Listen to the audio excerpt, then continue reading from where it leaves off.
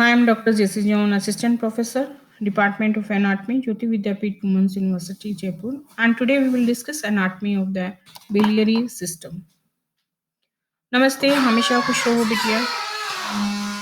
Now, first we will see what is a biliary system. Biliary system consists of the right and left hepatic ducts and the common hepatic duct and the gallbladder and the cystic duct and the common bile duct.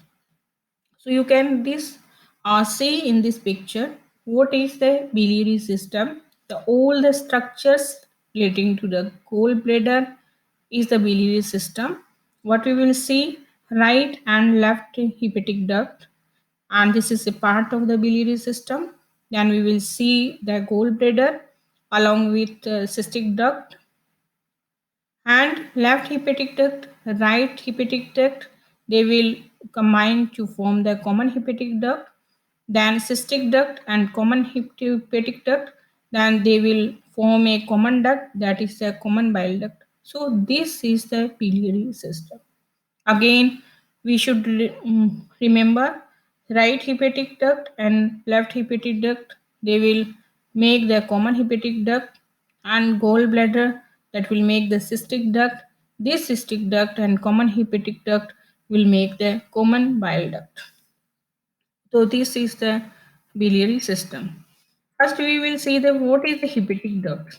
The right and left hepatic ducts emerges from the right and left lobe of the liver in the porta hepatis, and we have seen and we have studied very clearly that porta hepatis is the hilum of the liver.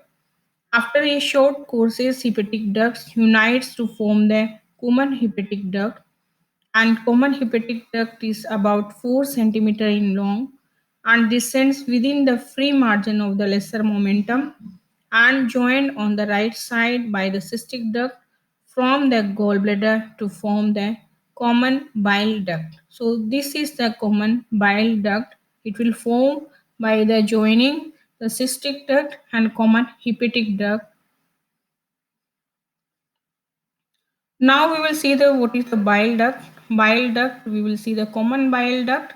It is formed by the cystic duct with the common hepatic duct, and it is about 8 centimeter long.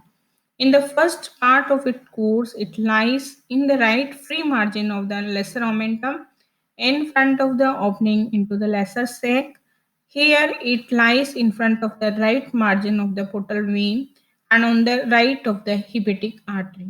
In the second part of its course, it is situated behind the first part of the duodenum to the right of the gastroduodenal artery. Third part of its course is it lies in the groove on the posterior surface of the head of the pancreas. Here the bile duct comes into contact with the main pancreatic duct. The bile duct ends below by piercing the medial wall of the second part of the duodenum about halfway down its length. So here we study the course of the bile duct. The important is the how it is formed and which kind of the arteries, which kind of the duct will form the bile duct, and how it will goes to reach the second part of the duodenal wall.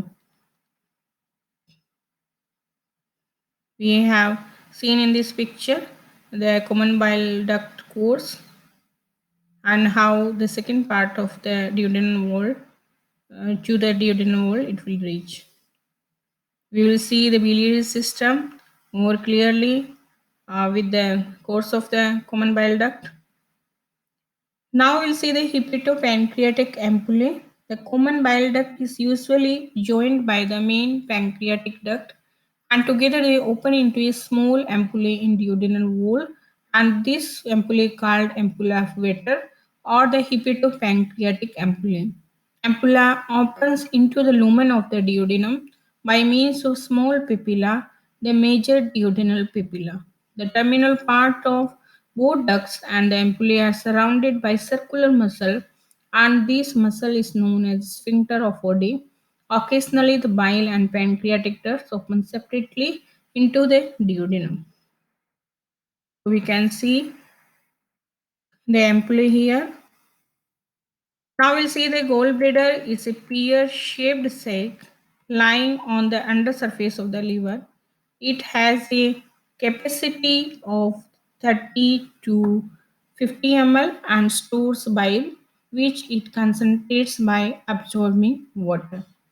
And the relations of the gallbladder: anteriorly, it relates to the anterior abdominal wall and inferior surface of the liver, and posteriorly, it will relate to transverse colon and the first and second part of the duodenum.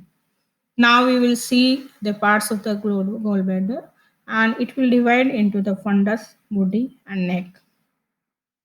Fundus is rounded and projects below the inferior margin of the liver, where it comes in contact with the anterior abdominal wall at the level of the tip of ninth costal, right costal cartilage.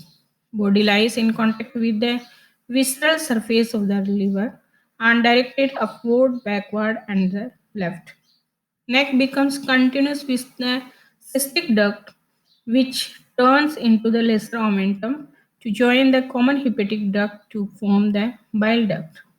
Peritoneum completely surrounds the fundus of the gallbladder and binds the body and neck to the visceral surface of the liver. Now we will see the cystic duct.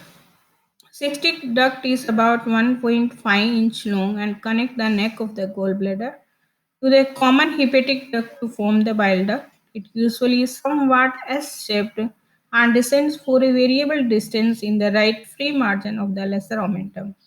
Mucous membrane of the cystic duct is raised to form a spiral fold that is continuous with a similar fold in the neck of the gallbladder. The fold is commonly known as the spiral valve. The function of the spiral valve is to keep the lumen constantly open. Now we will see the blood supply, lymphatic drainage, and innervation of the gallbladder. Blood supply will be the cystic artery, a branch of the right hepatic artery, supplies the gallbladder. Cystic vein drains directly into the portal vein. Several very small arteries and veins also run between the liver and gallbladder. The lymph drains into a cystic lymph node situated near the neck of the gallbladder. From here, the lymph vessel passes to the lymphatic node along the course of the hepatic artery and then to the celiac nodes. Sympathetic and parasympathetic vagal fibers form the celiac plexus. The gallbladder contracts in response to the hormone cholecystokinin, which is produced by the mucous membrane of the duodenum on the arrival of fatty food from the stomach. Now these are the assessment questions, that is explain hepatic duct and explain cystic duct. You should write down these answer in detail. Thank you so much.